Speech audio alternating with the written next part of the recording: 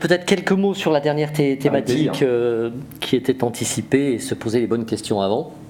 Donc le président a introduit en montrant à quel point il était d'abord important de travailler avec les filières, bien entendu, pour essayer de mesurer les besoins et les anticiper, si tant est que ce soit possible. Dans le domaine de l'économie, ça n'est pas toujours facile, mais au moins on connaît quand même quelques enjeux liés à chaque filière.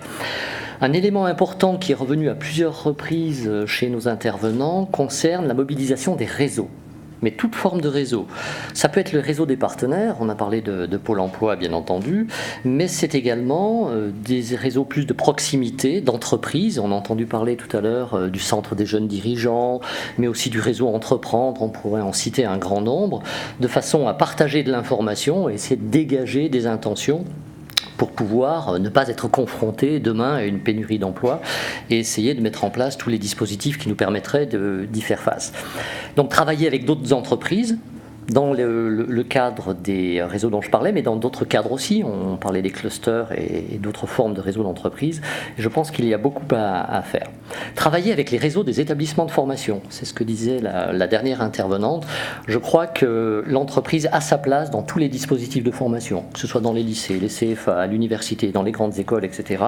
Il convient que nous prenions la place que nous devons avoir, en partenariat, bien sûr, on ne va pas dicter la chose, mais peut-être que cet éloignement entre les deux mondes, nous en sommes parfois un peu responsables, et il y a nécessité de faire venir des jeunes en stage, d'en prendre en alternance, à tous les niveaux de qualification, du CAP jusqu'à Bac+5. Donc je crois qu'il y a beaucoup de réflexion.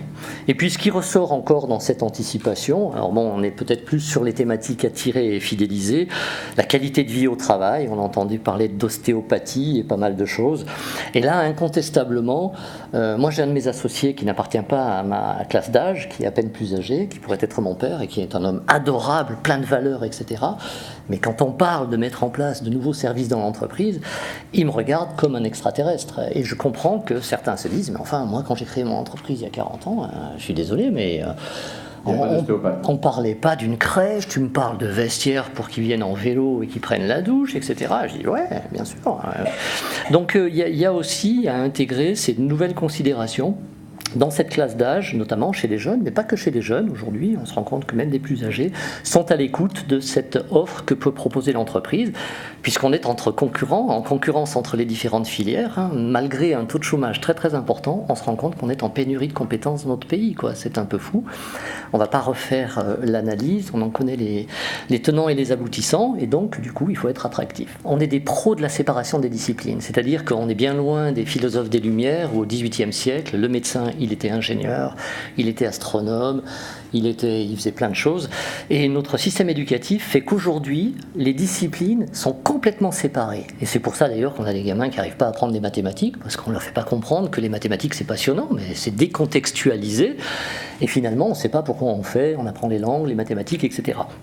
Et tout ce système d'orientation nous amène à une hyper-spécialisation avec les thésards tout en haut de la pyramide, les docteurs, et puis on peut décliner ça avec les grandes écoles scientifiques, de commerce, etc. On a une arborescence qui est extraordinaire et on manque, je trouve, de cette vision transdisciplinaire. On la retrouve dans d'autres pays, je pense aux pays rhénans, aux pays anglo-saxons également, où on peut voir des philosophes entrer dans l'entreprise à la direction du marketing. Alors certes, il faut les préparer, les doter des compétences, les faire accompagner, etc.